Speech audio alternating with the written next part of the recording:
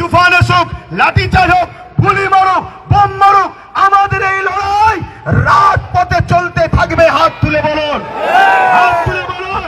আজকে বড় দুঃখের সাথে বলতে হয়, ওয়াকাবলি আন্দোলন পুরো দেশ জুড়ে চলছে, সব আন্দোলনকে আমি সমর্থন করি, কিন্তু আজকে আমার রাজ্যেতেও কলকাতায় বিশাল বিশাল মিটিং হচ্ছে ওয়াকাবলি। আগামী দিন ফুলপ্রাসী আহলে সুন্নাত ওয়াল জামাত 20 থেকে 30 লক্ষ লোকের সমাগম কলকাতার রাজপথে করতে চাইছে। আপনারা ওই 20-30 লক্ষের মধ্যে আপনারা কেউ সামিল হতে ইচ্ছুক আছে? কিন্তু ওই লড়াই আমাদের বড় ভয়ানক হবে, ওই লড়াই কিন্তু বিশাল হবে। প্রয়োজন হলে আমরা মাসকে মাস কলিকাতাতে রয়েও যেতে পারি, রাজি আছেন? নিজের বাচ্চাদের ভবিষ্যতের জন্য থাকতে ইচ্ছুক আছেন? আপনার আন্দোলন তো এইভাবে হয়।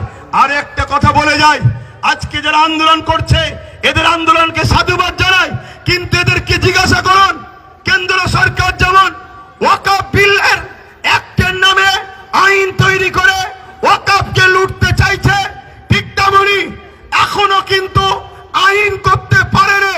আন্দোলন চলছে, কিন্তু আমার রাজ্য 1,45,000 বিঘের উপরে একর সম্পত্তি আমার রাজ্যেতে বেদখল হয়ে আছে।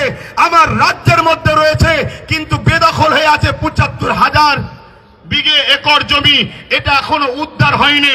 এই বিষয়েও আন্দোলনের দরকার আছে না? না, কেন্দ্র সরকার যে আইন করতে চলেছে এখন আইন করতে পারেনি, তার চক্রান্ত সে পা দিয়েছে। সব থেকে আন্দোলন শুরু হয়েছে, সে চক্রান্ত থেকে পিছিয়েছে, কিন্তু এখনো 1995 আইন এখনো লাগু আছে।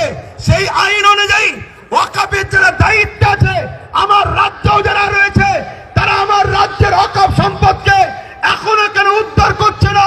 এখনো কেন ডিজিটালকরণ করে নেটের নামগুলো তুলছে না? এই গাফলতি করার পিছনে আমার বলতে বাধ্য হচ্ছি, যাতে করে কেন্দ্র আইন করে আর এই সম্পদগুলোকে দখল করে দেয়। তার জন্যই গাফলতি ষড়যন্ত্র চলছে, ঠিক না বেঠিক? বলুন, ঠিক না বেঠিক? আমি আপনাদেরকে একটা তথ্য দিয়ে যাচ্ছি।